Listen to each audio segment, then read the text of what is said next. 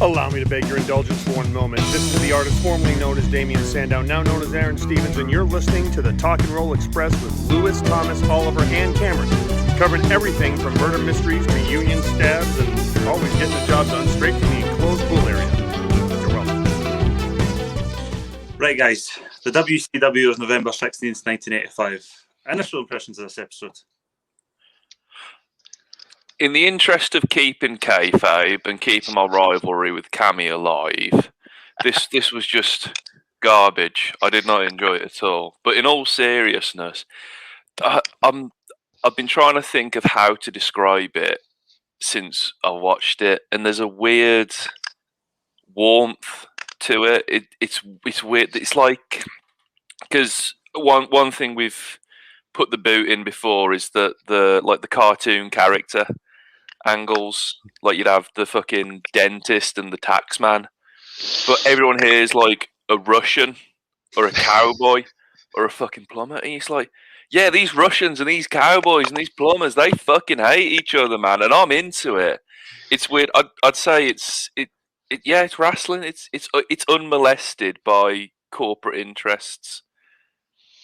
Imagine that world of communists and cowboys getting shaken with the arrival of the likes of a Ric Flair or a Tully Blanchard, who basically comes on screen and says, "I'm going to cuck your wife." It's just fucking. But no, sorry. I just saw an opportunity. Obviously, first impressions. This was my choice as a follow-on from throwing down the gauntlet. I don't even need to keep kayfabe. I chose this episode. What I would point out is, if anyone knows the chronological order, this is like 2 weeks away from Starrcade, and that's because personally, the go home show for Starrcade for me is just pants. Like, this gets you really excited to watch Starrcade '85, whereas the one after that, you could tell like everyone was busy and maybe on a flight somewhere and stuff. So it's a bit of an afterthought.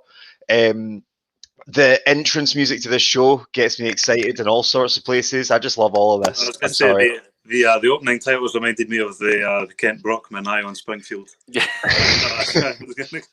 it's my ringtone right now. again, yeah. It's that unmolested. It's not trying. It's not trying to be cool. It's just cool. There's a very low scale kind of minimalist quality to it. Like, I forgot how comfy TV studio wrestling was. Like, I know that's what they're doing with NWA now, but yeah, it's the opposite of what you get now. I feel like right now is so polished to the point of being clinical. Oh, right. Yeah, and this is the opposite, where you've got guys that are so talented that things don't go right all the time, but by God, they roll with it. Like, it's just fuel to the fire. It's so exciting because you almost don't know what's going to happen. I think it was never live. It was recorded, but they done everything in one take. I don't know. I feel like that is the case, but like, it just gives you a rawness to it, and that it's exciting to watch that anything could actually happen. Whereas, like, today with social media announcements and just how well everything is done, it just doesn't feel like that anymore. And even in the Attitude Era and stuff, because they were so desperate, I felt like watching wrestling, anything could happen.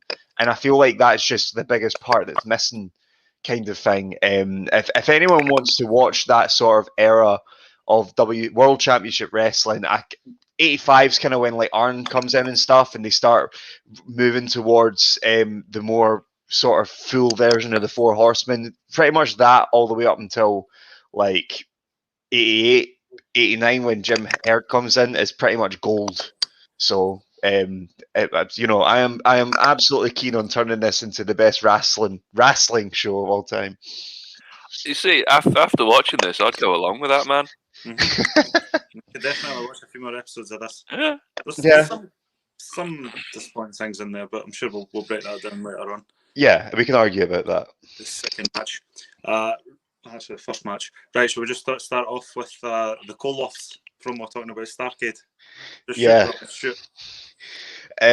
So Nikita Koloff is my man crush. He is completely useless, but I love him all the same. He has a lovely, endearing quality to him where I feel like Vince McMahon because he has the worst Russian accent of all time. Nothing about him screams Russian, but by God, just look at him. He's Russian. It was funny as well because I was going to make the point with this as well that you just show up and be like, right, you're Russian. He'd be like, right, okay, I'm Russian. And I was like, but his name's like John. Turns out his name was Nelson, and he changed it to Nikita Koloff. Apparently, he was a massive mark for this whole thing. Like, he got really into it. He would actually keep like kayfabe backstage amongst other wrestlers, keep the accent. But the worst Russian accent of the three of them. Crusher. He's so is that Crusher I'm talking about? Yeah, that's sorry. Smash from Demolition. Yeah, Crusher was so. His accent actually goes at one point. Like, he gets carried away when he's got a guy in a headlock and just accidentally screams in an American accent. But he is so into it, apparently, that even to his girlfriend, he would keep like the accent up and stuff, and everyone would just sort of face palm their way through having to work with him. Even though, yeah, I mean, when you think about it, what else? So he's got Smash, he's got the Repo Man, and Blacktop Bully. That's it. So in my mind. I will not have any Barry Darsow slander. I love Barry Darsow. If you ever watch it, so I mean, this is technically one of, if not the most like successful roles he's ever played, despite the carniness of it. Mm-hmm. Well, I mean, this was 1985. This was at the height of the Cold War. Like, let's not. At the time, this was probably very cutting edge. Yeah. But again, I just love how it's got to have been a good decade, if not longer. Uh-huh. The whole thrust of just wrestling at large was like, here is an American guy. He's the hero. These guys, they're from Russia, bad, very bad, and then just wash, rinse, repeat until you're all millionaires. Yeah, well, I mean.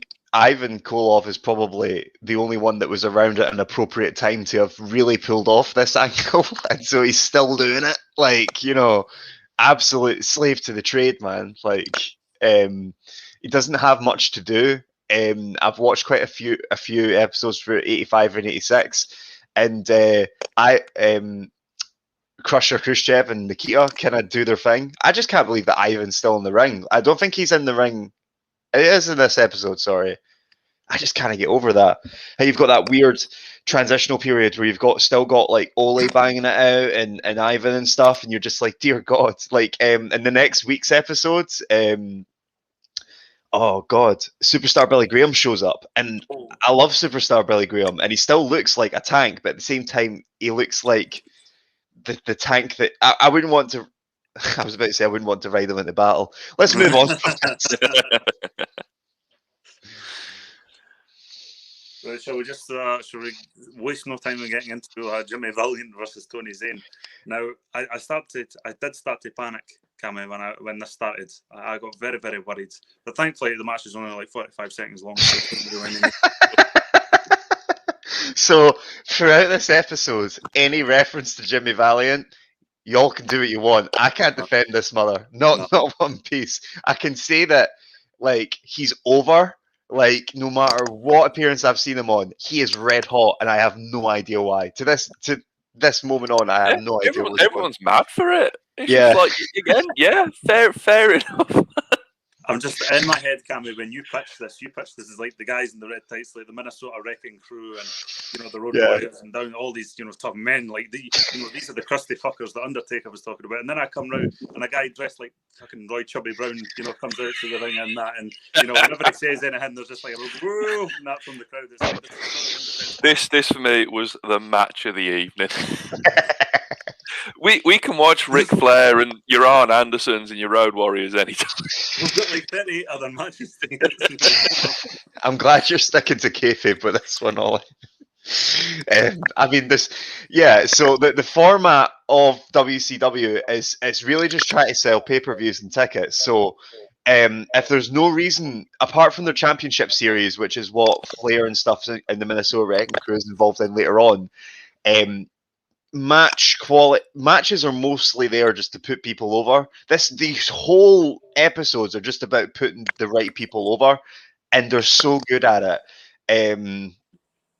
I've got some points on that later, but by God, there's it's easy to bring it back to segue back to it because there's a couple of things like these.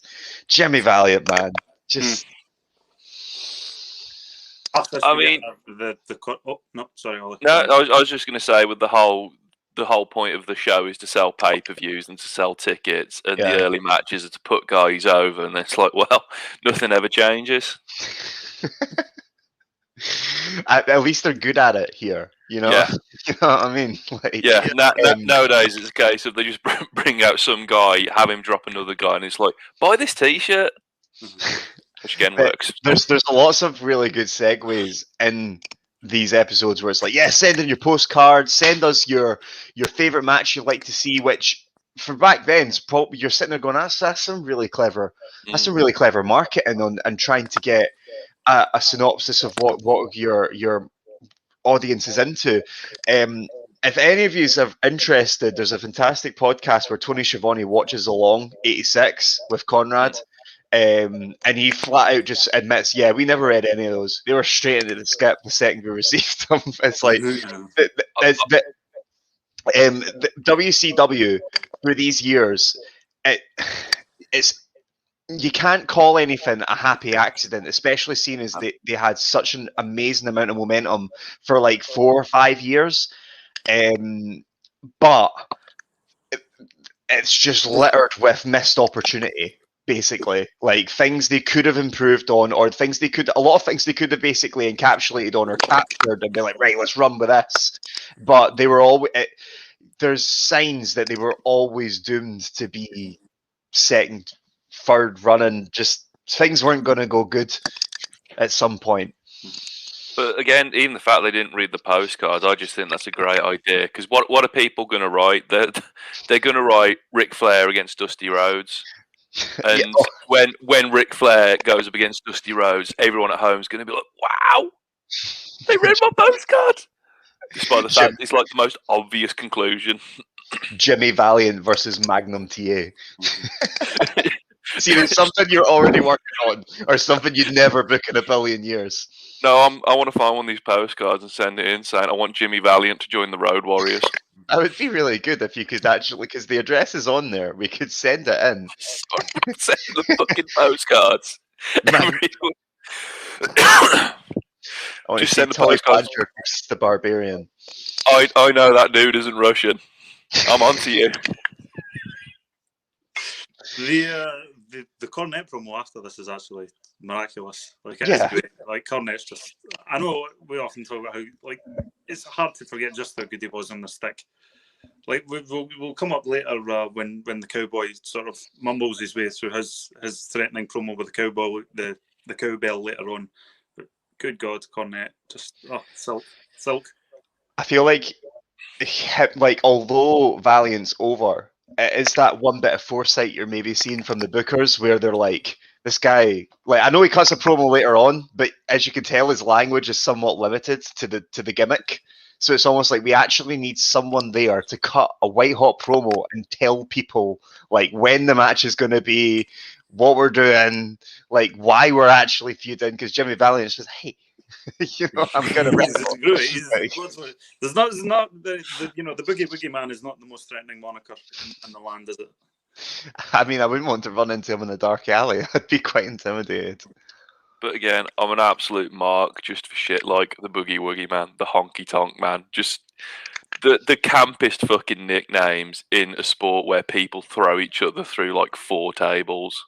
There's a weird like, it's Honky Tonk Man in particular, and I believe Jimmy Valiant will be somewhat in that realm where you've got Southern wrestling, which they hold their head high in regards to we're some hard men, blah blah blah blah blah.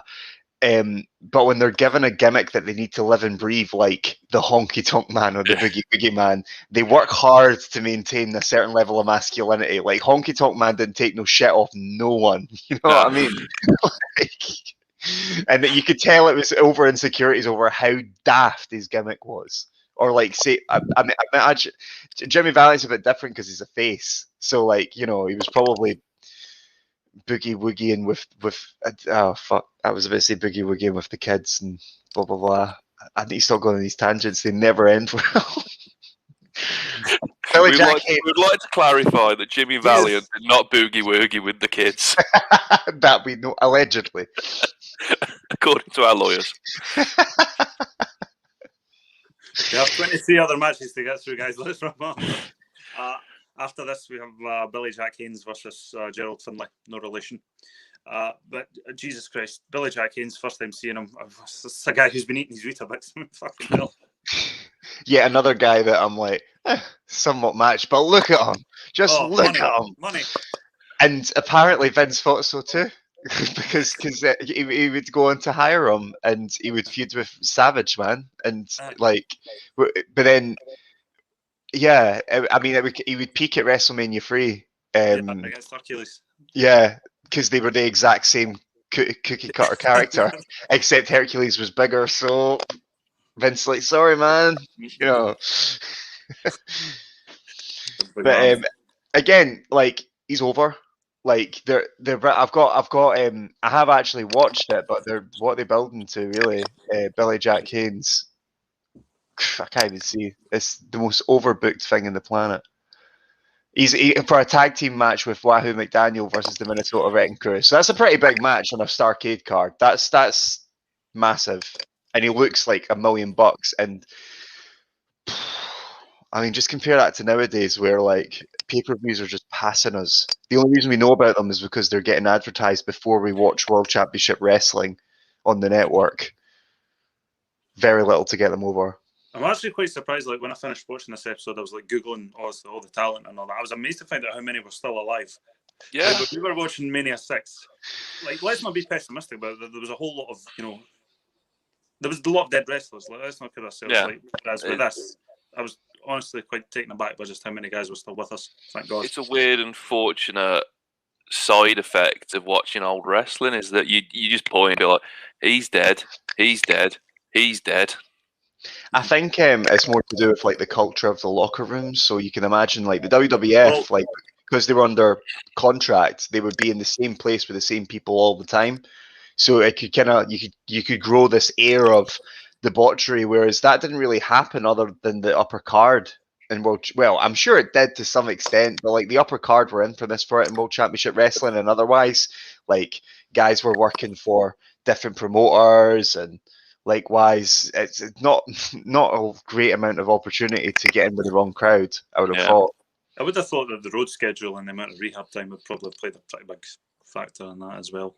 They seem to be just. I mean, from what I've heard, they film these ones in the morning, which is why some of the performances can be somewhat tame sometimes, because a lot of the guys were nursing hangovers, and a lot of like I've watched a couple of episodes in '86 where they would promise like an appearance from say like Ric Flair, and then he doesn't show up because he missed a flight or something. Like the skin of their teeth is the type of schedule that they're on in this company. So, but at the same time, they're not at like Band of Brothers style too much with the same crew.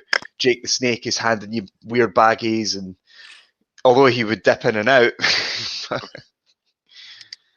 naughty influence. Right. Crusher Khrushchev versus Larry Clark.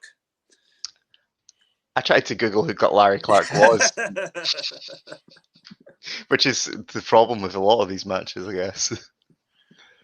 I love also like Googling like a Larry Clark type and then finding out he's fucking The Undertaker or something. It's trying to do that, but unfortunately there's not a lot.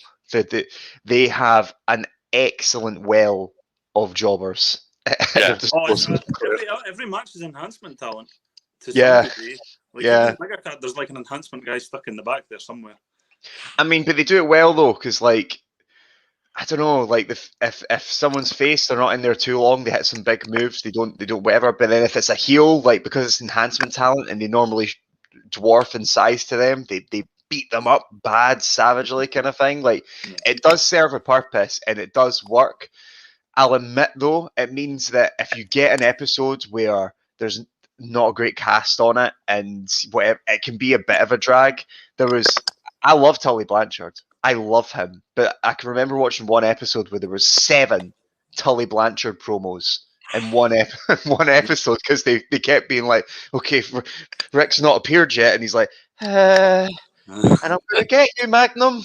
Like, it's they clearly wrote themselves into a corner sometimes with this, but luckily they've added in the championship series, and I'm sure we'll get onto that at some point as we're working through some of this.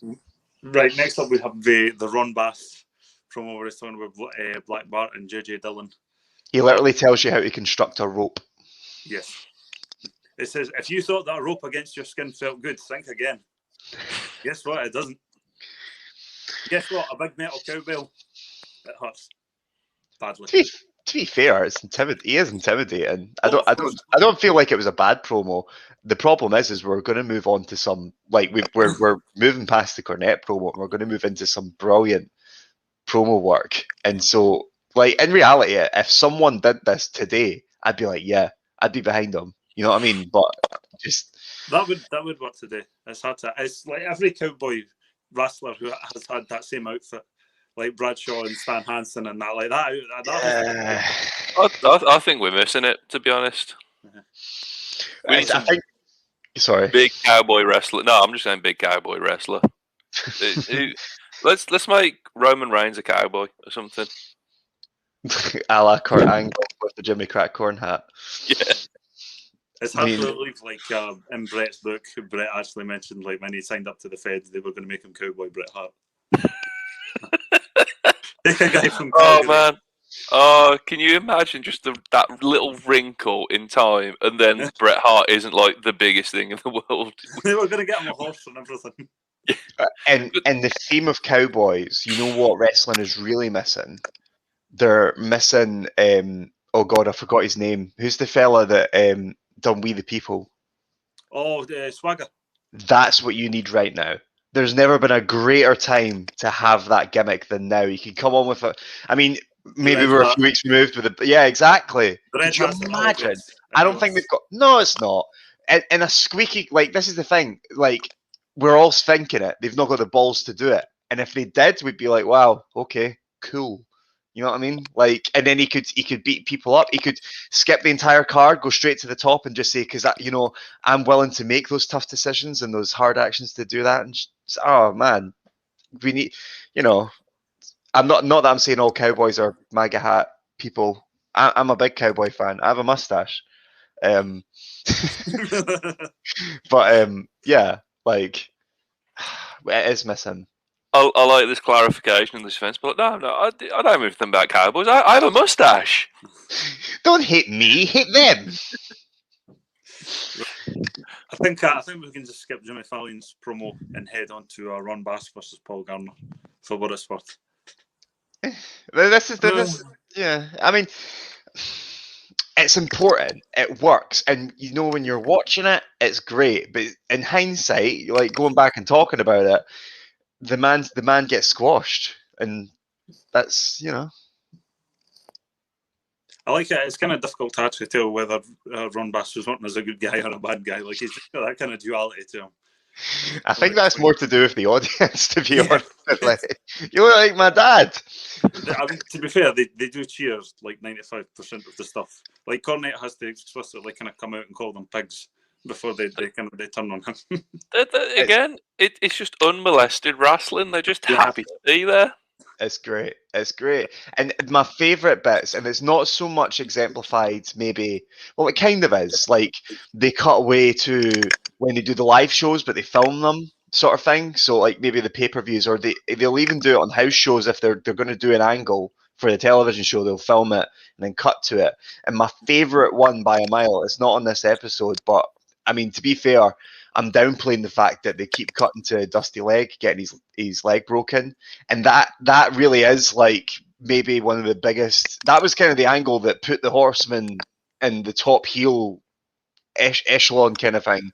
And so I'm downplaying it a bit. But my favourite one, and it's the thing that made me go, oh, it was the first episode I ever watched. It's like 86 in January, and it was because of that Tony Schiavone podcast. and it's Tully Blanchard finally turns on Baby Doll with JJ Dillon, and it's in front of, so like it's studio style. You've got the background, slaps them, and that crowd, man. When Tully Blanchard slaps Baby Doll, albeit again it's cheers, kind of put me in a weird bit. And then when Dusty Rhodes runs out to save her, he like grabs her by the hair, and she's like, "This is my woman now. This is my woman." And it made me feel a bit weird, but at the same time, like I have not heard these reactions in wrestling in so long. It's just such a welcome change, and it's frustrating how they seem to be breaking. Like nowadays, we sit there and go, "Oh, there shouldn't be too many championship belts. It convolutes storylines." Nearly everybody in the top half of the show has a championship There belt. was a 6-man tag team belt.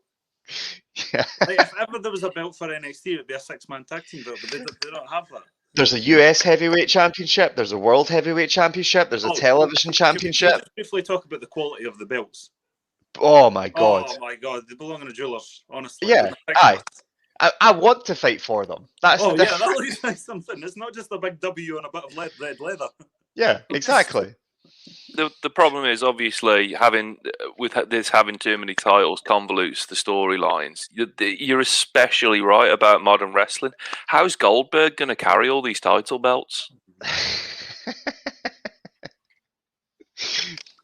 I reckon he can deadlift about 200 kilograms, man. Yeah. You know, I reckon he'll be fine. I don't know. Old Bill in his back. That's the belt discussion actually brings us nicely onto what happens next, which is Ric Flair coming out and cutting the promo about Dusty when he's got the NWA belt, which I honestly think it might actually be my favourite belt. It's up there with the late stage WCW US title. It'll be gone soon. They'll get the big gold belt in like a few months. Yeah, but which is to the big gold. I don't know if you're in a minority, but it's definitely like an argument to be had. I'm a big gold guy. I don't want to be. I love the NWA belt because mostly for the historical factor. Aye, like you see it in old black and white pictures. Like it's got maybe it's the most historical thing. Well, I was going to say modern NWA, which is a great watch as well, by the way. He's got the belt now, does he not? Yeah. I'll definitely force us to watch that at some point. But what I'm saying is they basically put over an entire promotion off of showing you pictures of great wrestlers holding that belt. Mm-hmm. Basically, like that, the whole rebirth of that promotion came off the back of how glorious that belt is and how many people have held it and whatever. Like, it's difficult, man. But to be honest, that's the reason I'm a big gold belt guy, because that is history to me. I just think it looks great. But the way it was treated the latter half of WCW, like I'm talking like Nitro Days and stuff like that, where it was passed about like a hot potato. Like I could never. It sullied that for me when I was growing up, and it was brought back with his hands on the belt that just forever. I mean, yeah, it was stupid. But like in hindsight, now we're starting to learn that he's a nice guy and we shouldn't hate him. So I don't like the Arquette talk too much. But I mean, I'll go with an easier target then when Russo won it. Okay, cool. Yeah, piece of shit. Sorry, okay. Sorry. But yeah, like when it came back for Raw in the early to mid 2000s, I was like not old enough, sort of thing, or I didn't watch WCW, so I was like, yeah, cool, because they would show you these grand images of Goldberg holding it and stuff, and you're like, right, cool, yeah, this is really great. It was over with me then. But the second I was old enough to, and the network existed to go back, I was like, nah, I'm not into this at all. No. I think that's where there's a fork in the road and I go off as a simpleton, because it's the big gold belt. It's fucking shiny. Yeah. It's like you've got to be good if you've won that. But I completely see the argument for the NWA title. It looks like a champion's belt. Yeah. Oh yeah. Whereas, like, you could argue if you just looked at all the belts that are currently there, that we're in the era that we're talking about face value, and you look at them all, you maybe wouldn't be able to distinguish which one's the champion's belt. See, the thing is, I don't even know which one is like the top title. I know the WWE title and World Heavyweight title was sort of on parity, and I think it's depending who was holding the title, either title at the time. I'd maybe put a bit more currency into the World Heavyweight title, I don't think they do though. No, probably not. No, I'm pretty sure the No, company it's- belt's the big thing for them. Yeah, well, what did I know? What did the WWE know? But now it's like the Universal Champion and the what? I think What? that's the company belt. I think that's technically the WWE title, technically. Oh yeah, it's just the Um, WWE Universe. Yeah, in wrestling universe, the NWA title is the biggest, and it's mostly put over on history alone, is what I'm trying to say. Like aesthetic wise, I feel like if you lined them all up, it'd be difficult to tell who's actually like the big dog if you just if you just watched it. And didn't know anything about wrestling, which is maybe I would love to hear. I'm sure there's a podcast somewhere where Flair talks about it, but what the logic was to changing to that big gold format. It is beautiful when he brings it in. I would say for the genuine reason of it's big, it's gold. You've got to be good to be holding that. I suppose, yeah. Well, I forgot just how good the television title looks like, the silver and red. It's literally like the silver medal before you can hit the NWA gold. Well, the thing. So it's a good segue into talking about the angle where, so they've broke Dusty Rhodes' leg, and by the way, it doesn't go over as much when you're watching the segments. But I've listened to a couple of podcasts with Warren Anderson where they were like, we couldn't get out of that cage. That angle was so hot that the police had to eventually come with like batons and like escort them out. How much of that's true, I don't know. But there's been multiple people like that's not Arn Anderson be like, yeah. No, I was thinking of that episode of The Simpsons where Homer has to rescue Mark Hamill and he's like, nuds. Yeah. I mean, I think that would be nowadays, but back in the day, it was like, and so a bit of story time. My grandfather was a professional wrestler back in the day, like daddy and stuff like that. And he said, and he'll never listen to this, but my heart's breaking telling you this because he actually, at the very end of discussing it with me, went, "Don't tell anyone because that time meant a lot to people. Don't tell them it's fake." Kind of, like, he was still. This was a year ago. He was still keeping kayfabe. The man dies for his craft. Like but he used to say that he hated being heel because the grannies and the granddads were the worst because they'd grown up with it being 100% legit. So, like, if a bad guy gets thrown over the ropes and a granny's fucking near them, they'll swing their bag full force and clock you in the face. I can't help but feel that this era of WCW is pretty much the same. Yeah. I wouldn't want to go out into that crowd either after I broke Dusty's leg. Oh, did Jake the Snake not tell the story when he was on Joe Rogan that an old lady tried to attack him with a Stanley knife? Yeah, I believe. Yeah, I believe that. It's like it's just a different time, man, and I long for it. But the angle with the belt, just quickly because it segues to that. Arn's angle here, he's like, well, I bet Dusty up, so I took his belt. That's what we do. Like, now if you want it off me, come beat me. Even though he's not the real champion, he's like, come beat me up. It's just good old-fashioned heel shit. To be fair, Arn is synonymous with that belt. I mean, he had it on and off for about 8 years. Well, he's not officially the champion now. They would in early '86, they would hold a tournament to determine the champion, and he wins anyway. Like, it's almost like they eventually went, you know what? He looks great. Just keep it on him. Right, Barbarian versus George South. I was a pleasant surprise to see Barbarian. He's on and off, and again, he was on the Nitros up until late stage. So I mean, I had to argue with the man's work ethic.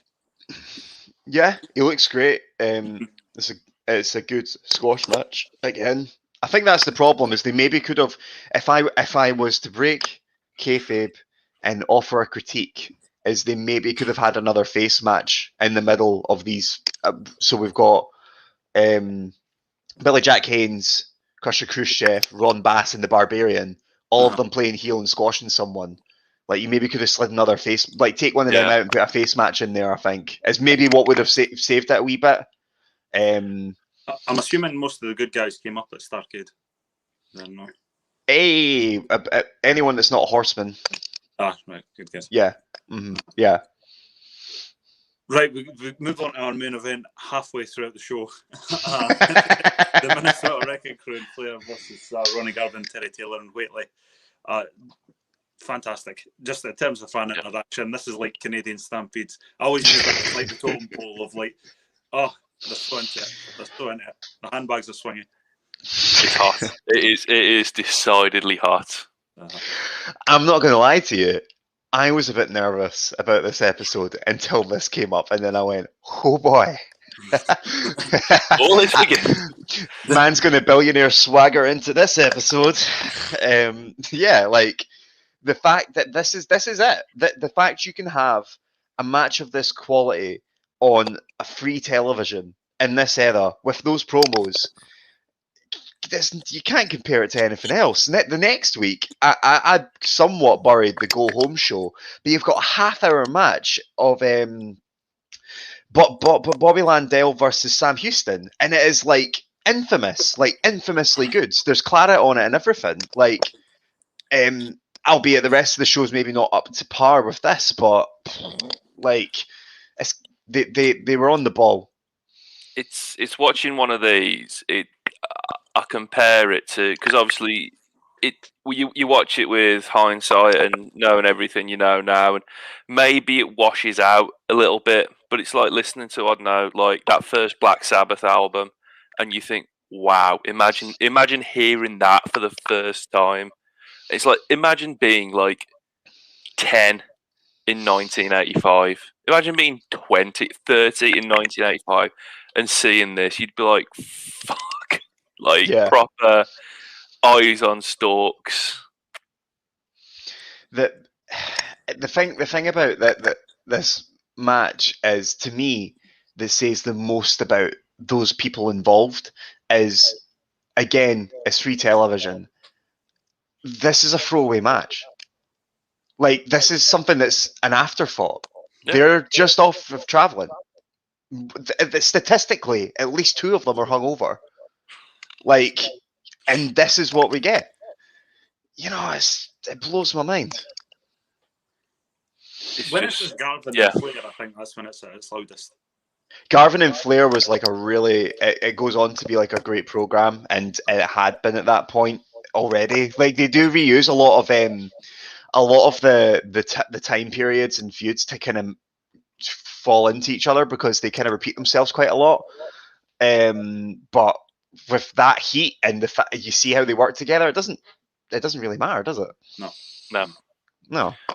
Again, I find it, again, part of that weird, again, untouched side of wrestling. And yeah, like your granddad said as well, you know, don't tell them it's fake. And it's like, well, kayfabe's dead.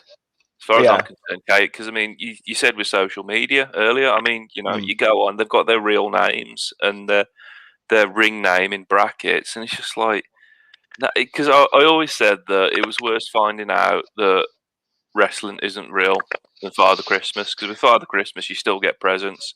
When you find out wrestling's not real, that's it, man. And I think as time and technology and society has just progressed, I think it's got a bit. You can't ride the back of kayfabe anymore. I think I'm with Cornette when he says people don't value just how valuable kayfabe is. Really, like in reality, the most over storyline the Fed has had in the past 10 years was when Brock came back and people thought he was going into business for himself. And that's how Paul Heyman's a fucking genius, because he played up to that. Even though he wasn't, we all knew he wasn't. Paul Heyman kind of stirred the pot, like, maybe he did intentionally pin Undertaker. Maybe he did intentionally open up Randy Orton. Like that was the best program they had that decade, in my opinion. And it's because for a second, although we were all big smarks and whatever, we started to believe in wrestling again. Because here's this UFC guy coming over who can fuck any of them up, and he's fucking them up. You know what I mean? He's just ripping through them. Exactly. My granddad is a large stoic figure in my life, and he turned round to me with just the serious, like, and he said that time meant a lot to a lot of people. He says, "Don't tell." I'm telling the world now, but like, he doesn't go on social media. He doesn't understand that No. it's long. I kind of like lovingly looked at him and went, I won't.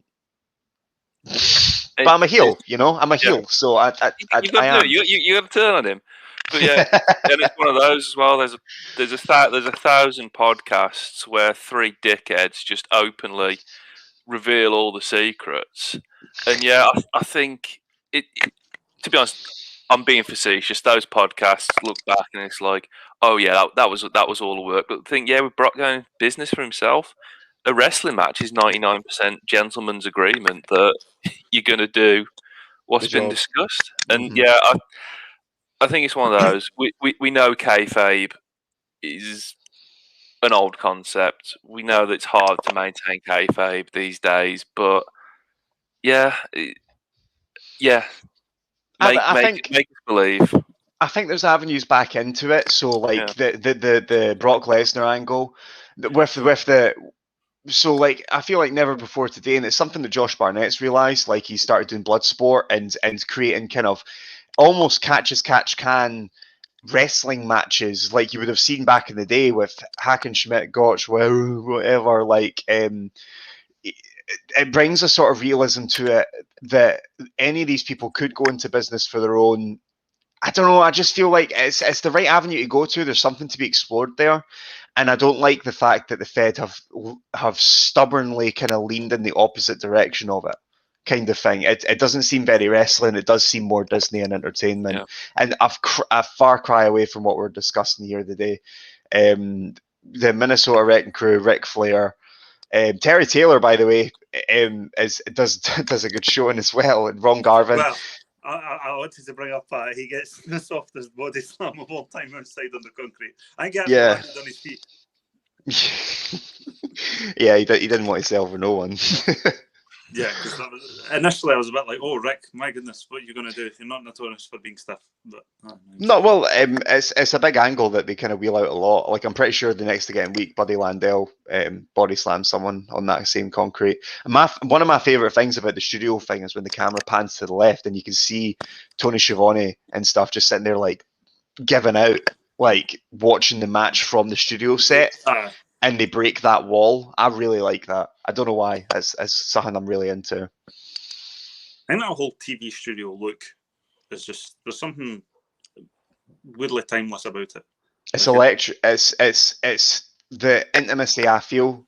Because even if you watch modern NWA, it's back. It's there. Yeah. Like the electric feel's there. It might not be the same, but everyone in that crowd is a real fan of wrestling. And they're really into it, and so the electricity is kind of there again. I wouldn't say that it's totally unfair to compare it to what we're moving into peak World Championship wrestling, some iconic stuff. So comparing storylines and stuff is not really fair, but they're doing a great job, and I would highly recommend anybody watching it. I mean, no backstage segments, no outside the building segments. It's literally just like you have an interview stage and a ring, and that's it, and make magic. And again, it's like I mentioned before, they pull rabbits out of hats. It's not convoluted. It's not overproduced. Yeah, simple. Simple. Yeah. Is it 2-3 camera setup? Yeah, and apparently the cameramen were TBS cameramen. They had never filmed wrestling. And by the way, let's put that into perspective. These cameramen don't know how to film wrestling, yet think of how little botches you are seeing compared to today with an entire television crew who know how to film wrestling. Oh, yeah. You know what I mean? Like, the stuff's squeaky clean. We've glossed over the fact that there's only one replay per match, and it's the finish. Yeah, and it's great. It's fantastic. Yeah. Why do I need a replay of something that happened 30 seconds ago, man? Like, I know, I was there. Yeah. It's the same replay from 3 different angles. Yeah, it's like, well, yeah, that's great. He's jumped off the top rope. I remember it well. And they use different frame rates as well. And a lot of the time, when you watch these episodes, you'll find that the reason it's at the end is because you can't afford to miss anything.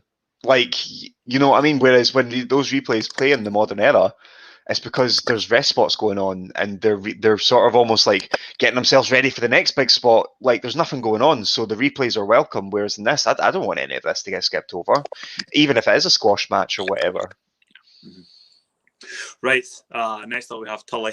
Tully cutting his promo about Magnum, the big program at Starrcade. The one that Starrcade's really remembered for, Tully versus Magnum, in my opinion. I love Tully so much, and Magnum. This is one of the reasons why we're watching this, to be honest with you. More so the Magnum promo, but Tully's a boy. I think Magnum was actually due up to be just on that kind of Flair tiers. Like they were still gearing him up for something before he had his car crash. And the only way I know about that is because it was mentioned in the Rise and Fall WCW DVD. So if you watch 85 and 86, that's definitely apparent, and Magnum even by this point is over to points where, but it's like we're talking about positioning someone to be the face of a company, not just like the top face sort of thing. And he had everything, and all of a sudden, out of nowhere in '86, like things just start to kind of fall apart. He's not there, and you've heard about this car crash, and it's made almost more visceral by the fact that this program feels more real. And again, like we said, like with kayfabe being quite alive and well there, like all of a sudden, like a character in a TV show being written off by a car crash, you're like, oh, like these things had happened in wrestling before, but this was like this was real, and it blurred the lines even further almost, and it just almost makes it more tragic. You almost feel for the guy more because it's not like the man had a car crash. It's like your hero Magnum Ta did. It's hard to describe, like, because he is a highlight for me every single time he's on an episode, and I can exactly see why he was going to be in the position he was in. Well, they even mentioned in the DVD, like when, you know, upper mid card, when they took him to the hospital immediately after they had the crash, it was like the queues, you know, were going around the street and that for people to get in and try and see him. It's like we can't understand just how big wrestling was. I mean, apparently that's the reason the Fed used nearby medical centre as opposed to he's been taken to St. Louis General Hospital. Yeah, because I think it's still a case of, you know, if there's a particularly big spot and someone, you know, they bring out I don't know if they're actual paramedics or they're just like a load of jobbers dressed as paramedics. Wait a minute, like, why can't they just say local hospital? Like hospital and medical. Again, that depending where you are, that might still be specific. Yeah, if you're in bumfuck nowhere, it's going to be fucking St. Hillbilly's Hospital, isn't it? Drew McIntyre's broken his leg. We've taken him to a local vet. He was moved to a better hospital where his condition was upgraded to alive. Yeah, immediately after we get the Tully promo, we get the Dusty promo. Comes back again, another guy, just very. I know it's like he's constantly hailed as one of the great promos, but unless you hear it, you don't believe it. No. Again. So by this point, we've already had like, I think it was 84 is when Arn came in, because I'm just remembering, like, you get the Toot Toot promo in 84, you get the Hard Times promo in 84, you get the Buddy Landell promo in 84. Like, by this point, these guys have already set the foundations to be absolute megastars. And they just continue even, like, nowadays, like, CM Punk's remembered for one promo.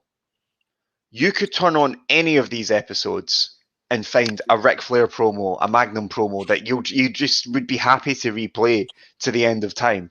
Like, the consistency on display is just unbelievable.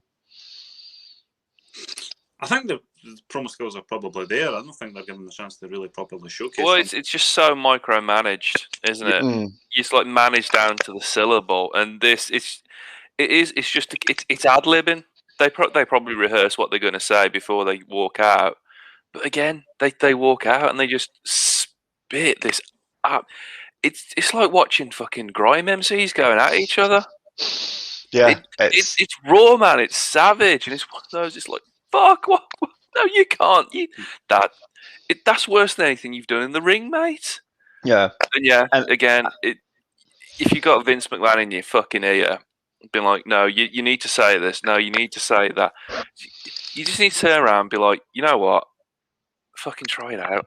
You've got these developmental shows. You've got these fucking jobbers on the undercard. just wheel them out and see what happens. Yeah, I mean, what's the worst that can happen at this point?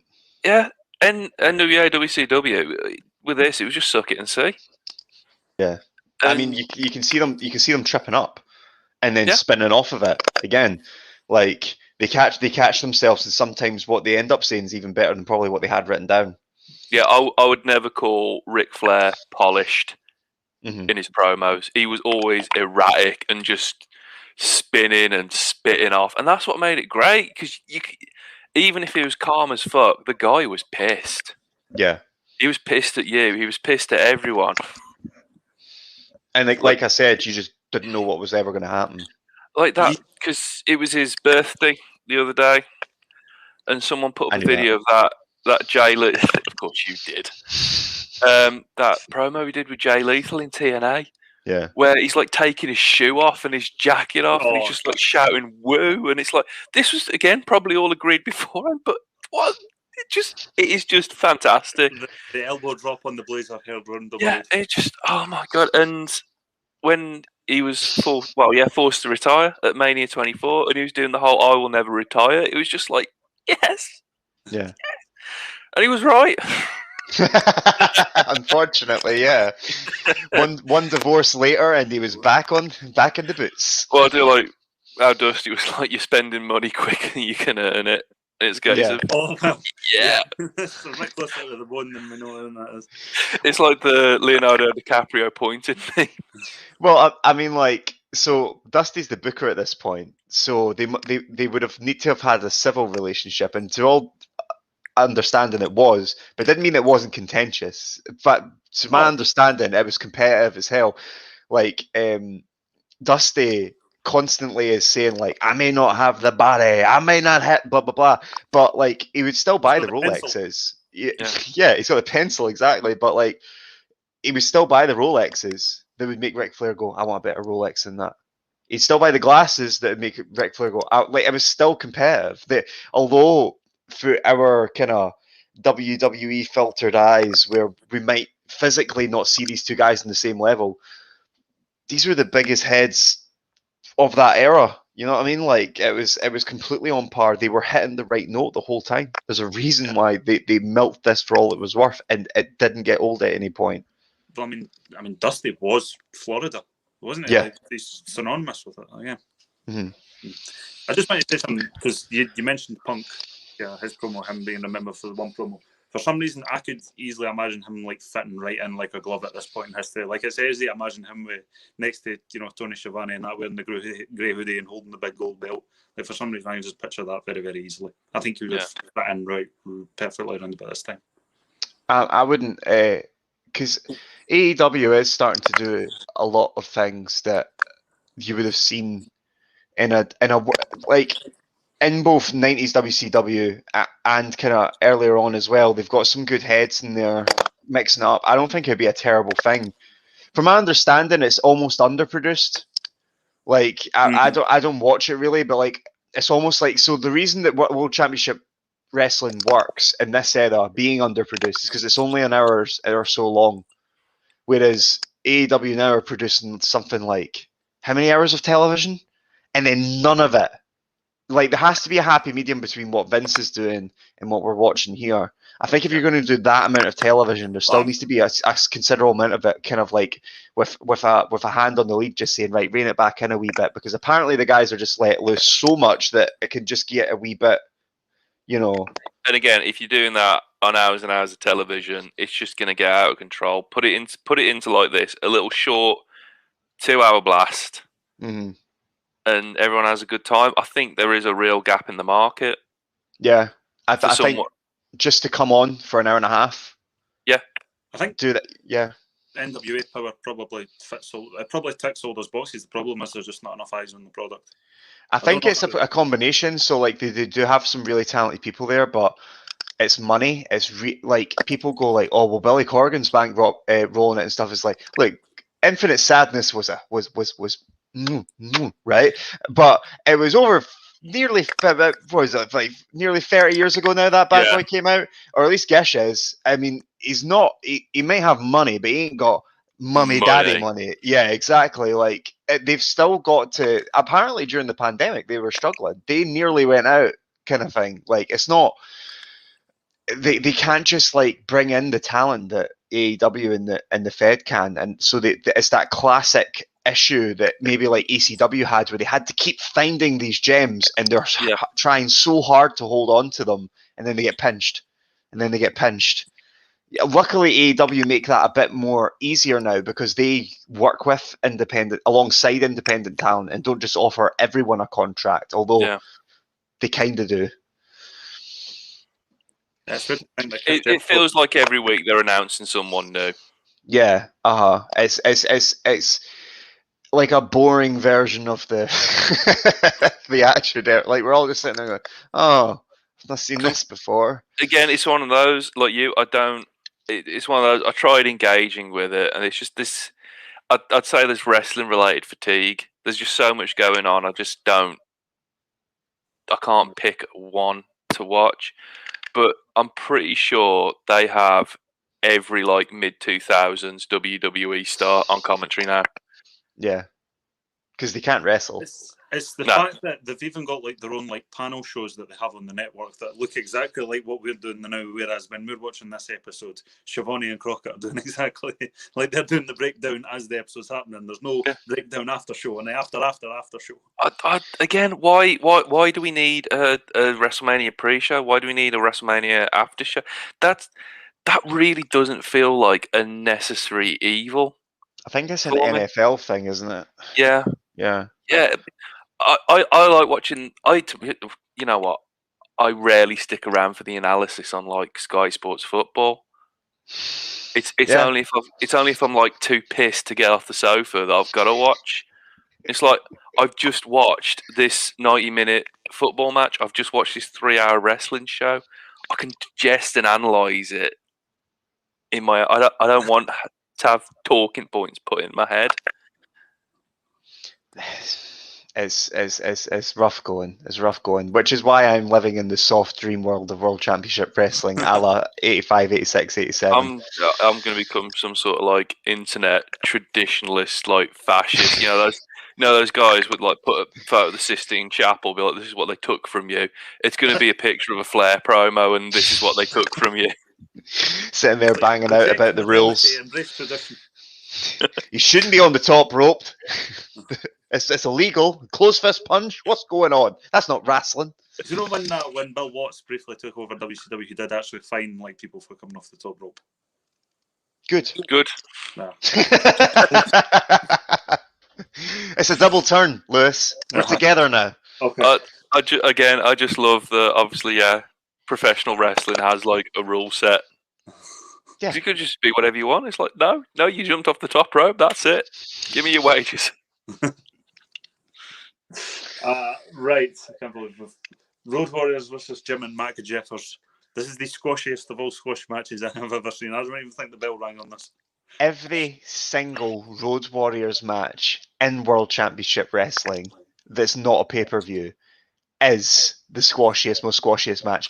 I've been watching this religiously to the point where when I went to go watch 92 SummerSlam, like when Hawk's like ballooned off his tits and like it's all like just this long dragged out affair, I was like, what the fuck is this?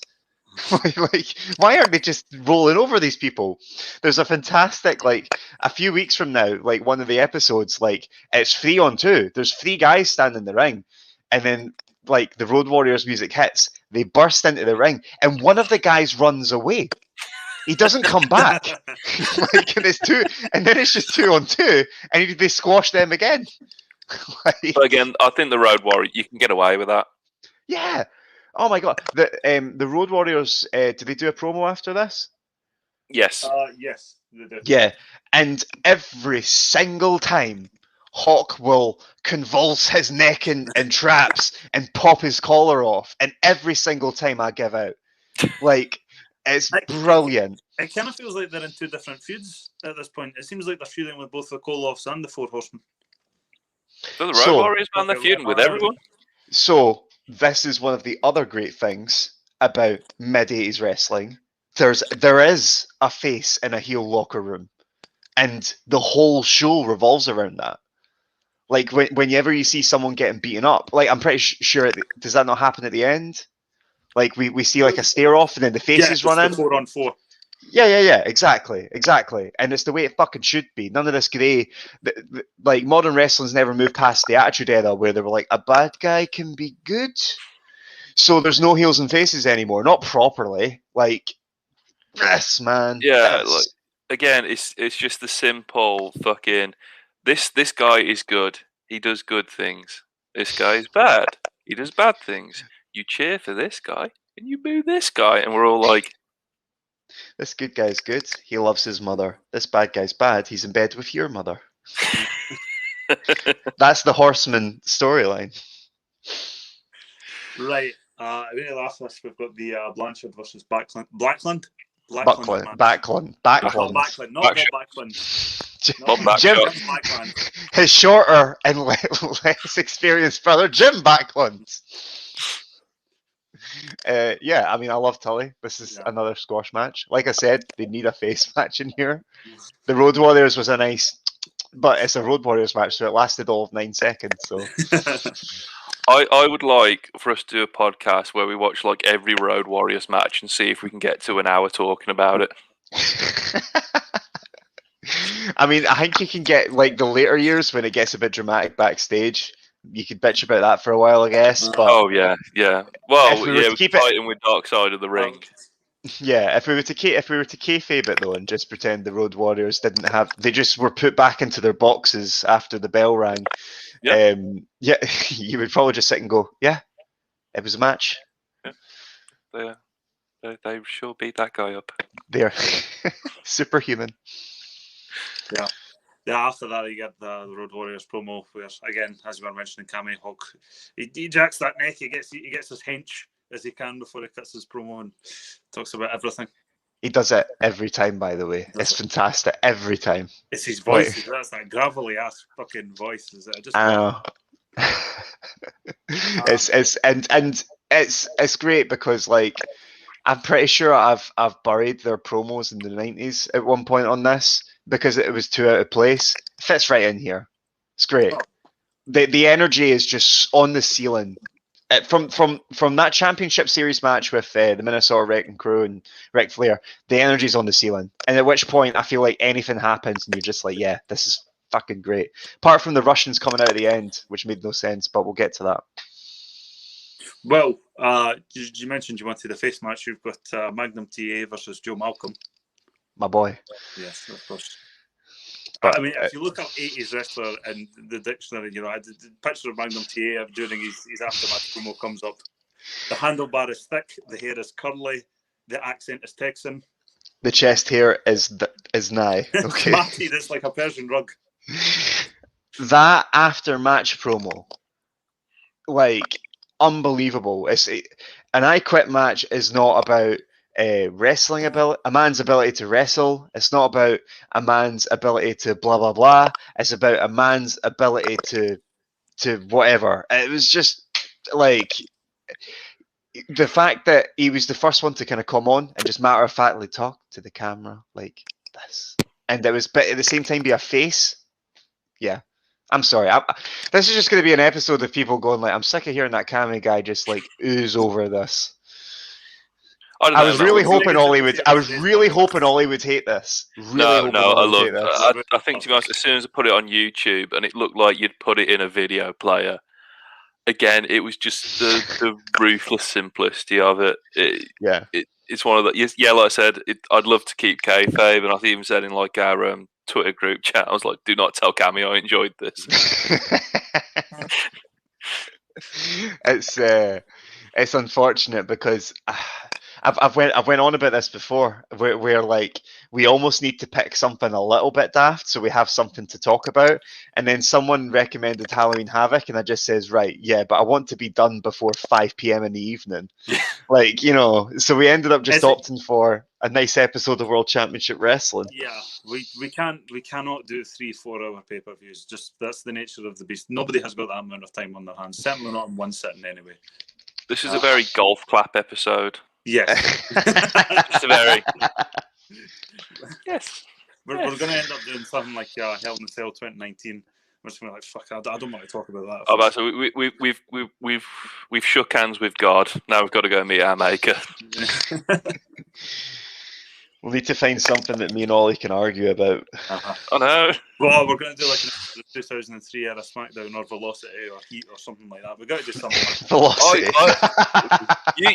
You think Cammy can mark out? Wait until I'm marking out over Jimmy Wang Yang. He's going to look up the network menu and he's going to see like a Brock Lesnar and Kurt Angle segment and he's going to be like, yes, and it'll be like, who can drink the most milk? You know, it's just going to be like one of those bits, you know. And then you got to watch Val Venus against Scotty Too High. And this is like, again, like I feel like the network, like they must know what they must know what Cammy wants, right? They must know what the man wants. They go, because they always put on like these segments about the legitness of Lesnar, the legitness of Angle. Cammy, do you want to watch this Dan Severn dungeon? Dan Severn referee dungeon match and blah blah blah, but then they just whitewash it by saying, like you're saying, like a Lesnar and Angle promo, and then all of a sudden it'll be like Jimmy Crack Corn or like who can drink the most fucking milk, or like Brock Lesnar slapping Angle's back and him spitting milk all over a big breasted woman, and I'm just like, this isn't wrestling. Right, well, I mean that's our decision. We got to do the episode of SmackDown where Lesnar goes that kid down the stairs. Wasn't there also that SmackDown where Brock Lesnar F5'd a one-legged man? Yeah, it was the same guy. He's that guy. Yeah, it was a bad day. He also lost an arse-kicking contest. Right, I mean after this there is the Paul Jones and Barbarian address Billy Graham segment. Not much, but serviceable. Certainly. I like an arm wrestling match. How far are we away from Over the Top? Well, no, Over the Top was 87. So we're quite a ways away then. All right, okay. Yeah, Billy Graham and the Barbarian. I'm pretty sure they have an arm wrestling match. Or am I imagining that?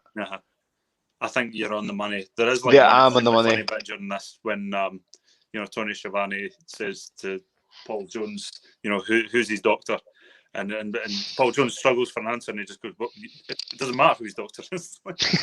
Yeah. like he's blah blah blah blah blah. Who's your doctor? And then he's like, shut up. Shut up, boy. And like, what a stupid. He would have got his arse chewed out for that. Oh, backstage, absolutely. Oh man, that was so pointless. Paul Jones, very stiff-handed man. What cologne do you wear? What? Right, the Russians versus Rocky King and Adrian Bivens. So it's Ivan and Nikita. Yes. Who haven't had an outing because we saw Crusher Khrushchev earlier on. Yeah, I get why it was booked, but again, the pacing of the episode doesn't make a lot of sense here, really. I think this makes a very good semi-main event, certainly. I just think the problem is they had the main event halfway through the episode. Yeah, it's one of those. There's a lot of ground that you can see, the fact that the main course comes before your starter, it's like wow, but then your starter comes and you're like, I don't want this. I'm full. I've had enough. This is the problem, boys, of capturing lightning in a bottle. It's volatile. All right. Yeah. You put those guys in a match midway through your card, and you think they're all hungover. It's 10 in the morning. Who cares, right? And then they give you a barnstormer, and then you've filmed it. It's in the can. You're like, yeah. Fuck. It's. I imagine a lot of World Championship wrestling was like that. Wherein it's just sort of, because like I said, like the next episode, you have got that half-hour episode, Landell and Owens, but at the same time, the rest, like this should have been the go-away episode for the Gathering by a mile. I can honestly say that I prefer the 90-second match format. Like, I know I'm really going to stick my neck out there and say that and say, oh, you fucking, do you mean in general, or just compared to the Russians? Certainly here. Yeah, right, okay. Here it was. First, for pay-per-views, you can drag them out as long as you want, obviously, because that's what that's kind of there for. But certainly here, yeah. I think as long as it serves a purpose, we maybe could have done with. Maybe if we took away 2 matches in these squash matches and we had another match. I don't want to spoil the guys here. Don't want to spoil the crowd, but maybe if we gave people like another proper match, this would have been. I mean, I know we're talking about free television right now, and it's essentially an advertisement for the rest of your product. But at the same time, if we're talking like with producer brains on kind of thing, that probably would have pushed it over the edge. Yeah, just a dead rubber match or something. Mm-hmm. Yeah, just something.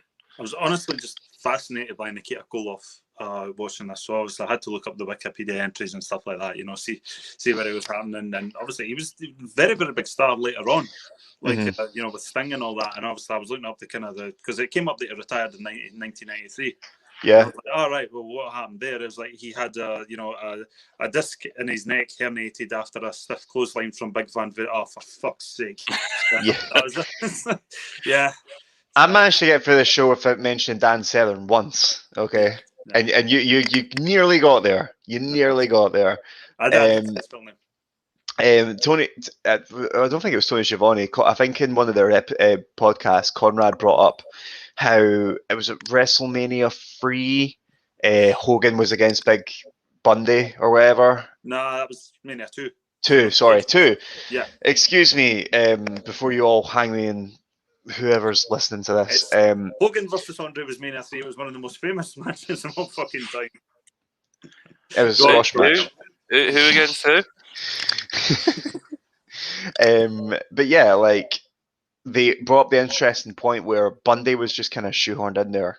Like he was almost like a transitional heel. They didn't have much for him. For Hogan, I mean. It's like, could you imagine if they'd done the Mr. America versus Nikita Koloff, like sort of angle? Nuclear. It would have been because the look of Nikita Koloff, and all right, his accent's shit, but it's the Fed. They're all cartoon characters anyway. Yeah. Like it would have been absolutely insane. But like you could tick it in one of your big missed opportunities piles, kind of thing. But one of the reasons, whether you can agree with it or not, like if you think, I would argue that his loyalty stunted his growth. I think he could have been one of these bigger stars. Not that it's a written rule that going to the Fed in the 80s made you a big star. If anything, it kind of changed some people's fortunes. But Nikita was massively loyal to Dusty, who obviously had the book at this point. And so like the idea was that he would be paid back tenfold. And I guess he was, to the extent like he was over and he had like the big programs and stuff like that. But yeah, I just still feel like he could have been a star. Yeah.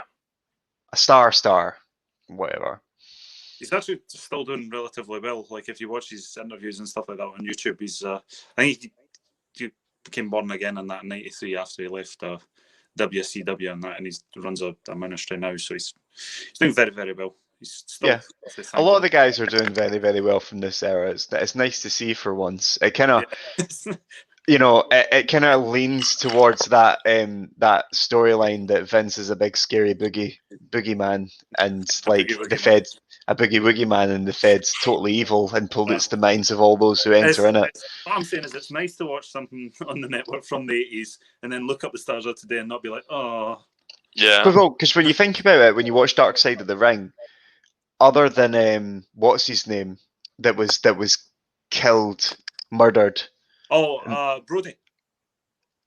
No, Brody didn't. Dino Bravo's I would have argued he's Fed, so oh God, should really come into this armed. But what I'm basically just trying to say is that like a lot of the storylines that come from Dark Side of the Ring are more Fed orientated. There isn't a lot of like Southern wrestling stories. I think you were on about Brody, like when he got murdered. No, I definitely wasn't. I'll look it up and then bring it up at a really inappropriate time. But yeah, I just feel like other than tragedy happening, which you can't control. No. Here we go. Oh, wait a minute. You're talking about the Gino Hernandez. That's it. Gino Hernandez. That's it. Yeah, Gino Hernandez. Other than Gino Hernandez, who seemed to kind of just be an outlier in my point, anything else that kind of bad happened that's Dark Side of the Ring worthy, seems to just be kind of tragic sort of thing. Whereas at the Fed, it's like dirty dealings are going on. Dirty deeds are very well, truly getting done dirt cheap kind of thing. Well, I was actually surprised because right before I watched the episode last night on the network, I watched the Cultaholic video about Black Saturday, about basically Vince's inability. Well, he did temporarily own it. He owned WCW for a second there, and he owned it for a couple of weeks before, obviously, the viewership didn't. They weren't fascinated. It's amazing. It's like plumbers and Hulkamaniacs and all that. And they loved that, but for some reason, well, no, they hated that, but they absolutely loved Russians and cowboys. Don't if it's not broke, don't. You know what I mean? Well, no, because I think it's all about his company dominating the airways, isn't it? It's to this day. Like, if someone was to come from a different company and have a fully fledged character and background, like he'll find a way to bury them at some point. Oh yeah. You dance to his tune. Yeah. Never mind buying a whole company and just doing their product. Yes. So in passing, in ending, we get the Horseman promo and that, and obviously the Road Warriors come out to the ring and all that. They're dynamite. There's not much to say other than bang, man. Again, you just don't get this anymore. No, they don't all come out and square up. It's for the love of God, we're simple fucking idiots. Just give it to us straight, man. Yeah, good versus evil. You just let us have it. I like to think that nowadays they have like 8 chairs and 4 would sit on one side and 4 would sit on the other side of the ring, and they basically just fucking talk out their problems. Yeah, I just think, like, I've ruined this podcast this week by choosing something that was just bang on the money.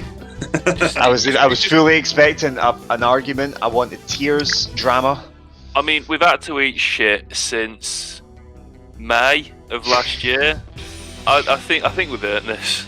Both in and outside the ring at this point. Well, planted the seeds. Hopefully, I've started a couple of new fans. But I think for our next effort, we're going to have to find something a little less good. Yeah, we're going to have to. Yeah. I want to see Kurt Angle spit milk over a large-breasted woman now. Time for the podcast, just my personal enjoyment. You can't talk about that stuff, man. I've long since been angling to do something from 2003 that wasn't Mania 19. They have to do something from 2003. Yeah, right. Let's do. I was trying to think of something funny. Yeah, there. If He Who Shall Not Be Named is in it, I'm down. Mm-hmm. Probably Thomas, yeah, he might be on next week's episode. He might be. Might it? Everyone's going to mysteriously come down sick next Sunday, and I'll just be sitting here talking to myself for an hour. That's fine. I'd finally listen to us for once. Well, guys, I'm just going to wrap it up here and now, guys. It's been an absolute pleasure. Been a joy. Next Sunday. We liked next it. Sunday after that, then. Right? Adios. Thank you very much. Sunday. Goodbye. Love you. Bye.